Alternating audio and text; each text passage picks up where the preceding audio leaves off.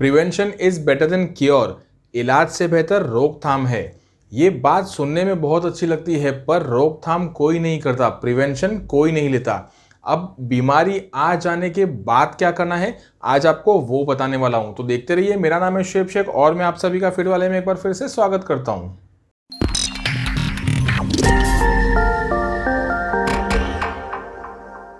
दोस्तों, बहुत सारे फार्मर्स को फिश फार्मिंग में नुकसान होता है। मछलियां बीमार हो जाती है और मरने लगती है। उन्हें कुछ समझ में नहीं आता कि क्या हो रहा है और उन्हें क्या करना है। मैं अक्सर देखता हूं कि इस बीमारी की वजह से ना, ये जो बीमारी मैं यहाँ पर आप लोगों को दिखा रहा हूँ, इस बीमारी की वजह से बहुत सारे फार्मर्स की मछलियाँ मर जाती है और उन्हें अच्छा खासा लॉस हो जाता है। यहाँ पर आप देख सकते हो कि मछली की बॉडी पूरी तरह ख़राब हो रही है। मछली की बॉडी पे इन्फेक्शन हो रहा है और ये धीरे धीरे बढ़ता जाएगा। जब मछलियाँ बीमार होती हैं ना, तो स्टार्ट में पहले उसकी बॉडी पे, उसके फिन्स पे, उसकी आँखों के पास या उसकी बॉडी पे ऐसा रेड रेड आपको दिखाई देगा। ये ऐसा जो इन्फेक्शन होता है ना, ये धीरे धीरे बढ़ने लगता है और मछलियों में फैलने लगता है। जब मछलियाँ ऐसे इन्फेक्शन से इन्फेक्टेड हो जाती है, जब ये डिजीज़ आता है, तब मछलियाँ खाना भी कम कर देती है।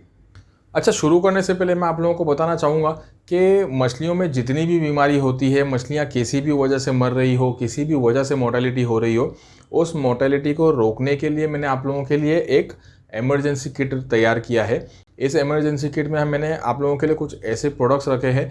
अगर ये प्रोडक्ट्स आपके पास रेडीली अवेलेबल होगा, तो किसी भी किस्म का प्रॉब्लम आ जाए आपको फिश फार्मिंग में, इस किट के हेल्प से वो प्रॉब्लम हम लोग सॉल्व कर सकते हैं। इस किट को परचेस करने के लिए लिंक मैंने नीचे डिस्क्रिप्शन में दे दिया है, आप वहाँ से परचेस कर सकते हो। और आप लोगों के लिए मैंने यहाँ पर एक अच्छा सा डिस्काउंट भी रखा है। हमारे जितने भी फिश फार्मर्स हैं ना, ऑल ओवर इंडिया, ये दो बहुत बड़ी गलतियाँ करते हैं। पहली बड़ी गलती ये करते हैं कि मछली को टाइम टू टाइम पानी से बाहर निकाल के उसको चेक नहीं करते, उसको एग्जामिन नहीं करते कि उसके ऊपर कोई बीमारी आ रही है, कोई डिजीज़ है, कोई प्रॉब्लम है, उसको टाइम टू टाइम चेक नहीं करते। दूसरी बड़ी गलती हमारे इंडिया के फिश फार्मर्स करते हैं, वो ये है कि time to time water condition को ठीक नहीं करते, वाटर ट्रीटमेंट नहीं करते, वाटर कंडीशन का ध्यान नहीं रखते, टाइम टू टाइम उसका ट्रीटमेंट नहीं करते, जिसकी वजह से अच्छी खासी बीमारी आती है और बहुत सारी मछलियाँ मर जाती है।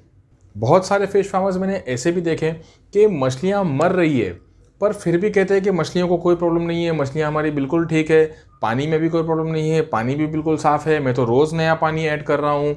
ऐसी एक गलतफहमी होती है, जिसकी वजह से वो ध्यान नहीं देते और मछलियाँ मर जाती है।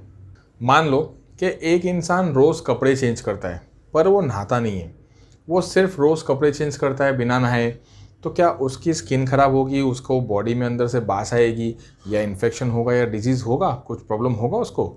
या फिर हम इसका उल्टा करते हैं कि एक इंसान रोज़ कपड़े नहीं बदलता पर नहाता बराबर है, रोज़ नहाता है वही कपड़े पहन लेता है, रोज़ नहाता है वही कपड़े पहन लेता है, तो क्या उसके कपड़ों से, उसके शरीर से बास आएगी, कुछ डिजीज़ होगा, कुछ इन्फेक्शन होगा? सेम टू सेम उसी तरह हमारी मछलियों के पानी में भी होता है। पानी चेंज करना भी ज़रूरी होता है और पानी का ट्रीटमेंट करना भी बहुत ज़रूरी होता है, क्योंकि जो पानी होता है ना, वो पानी पूरे का पूरा के पूरा पानी तो कभी चेंज हो नहीं सकता। पानी एक लिमिट तक ही हम चेंज कर सकते हैं और नीचे की गंदगी का सलूशन निकालना बहुत ज़रूरी होता है। अब ऐसी बीमारी से मछलियों को बचाने का तरीका क्या है?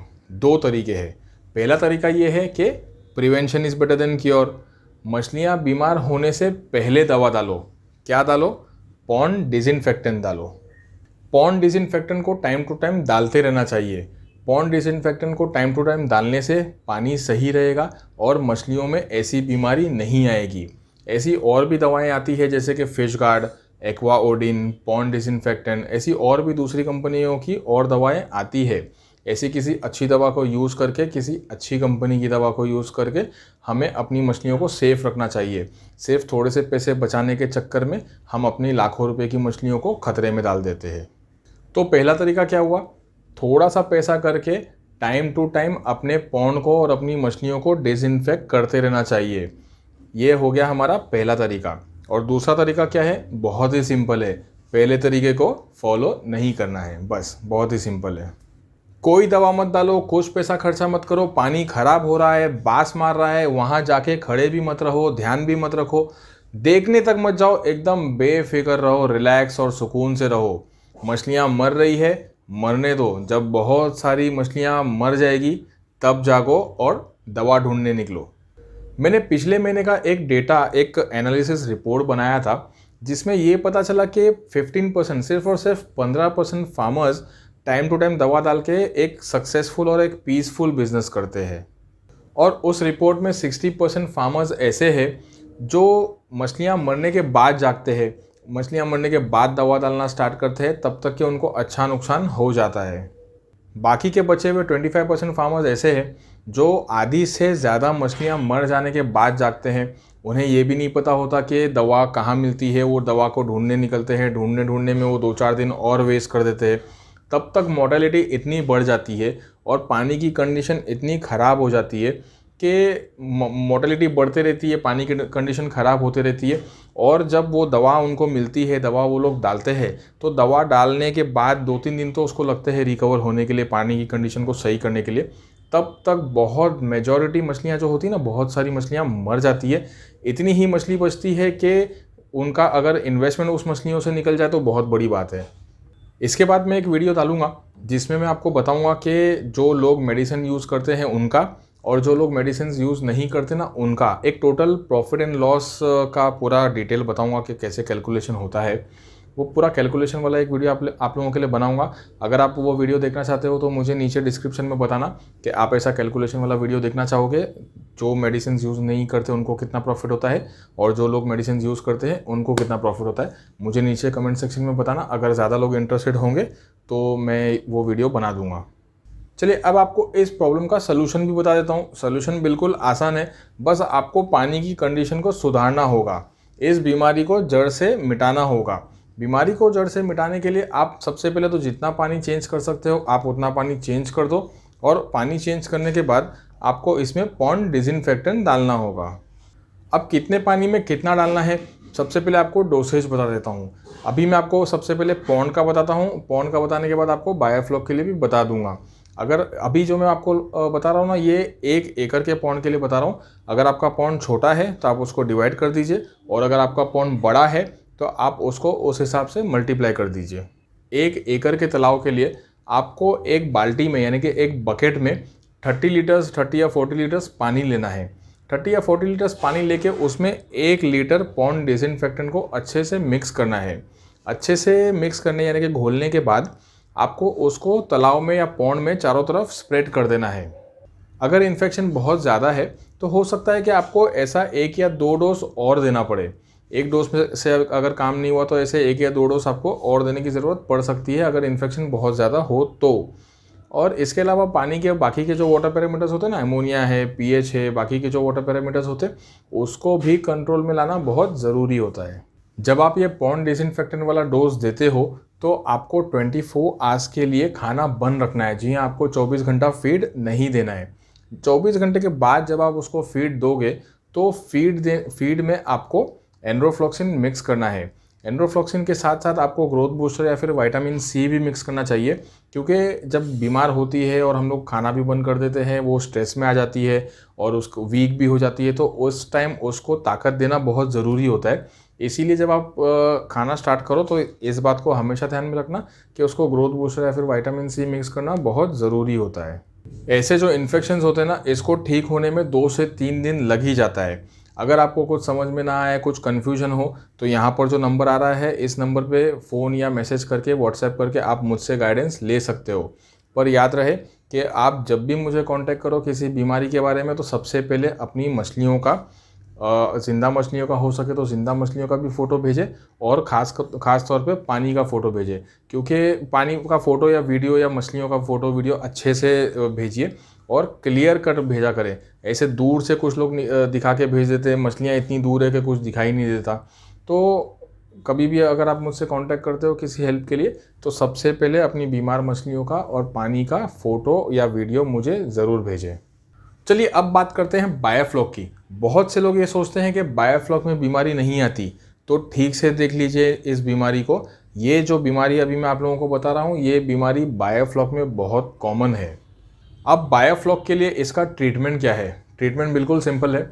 सबसे पहले आपको पानी चेंज करना है। पानी चेंज करने के लिए नीचे से आपको पानी ड्रेन करना है और ऊपर से उसको टॉप अप करना है। याद रहे कि पानी बहुत स्लोली ड्रेन आउट करना है और बहुत स्लोली ऊपर से टॉप अप करना है। जितना पानी नीचे से जा रहा है उतना पानी आपको ऊपर से डालना है।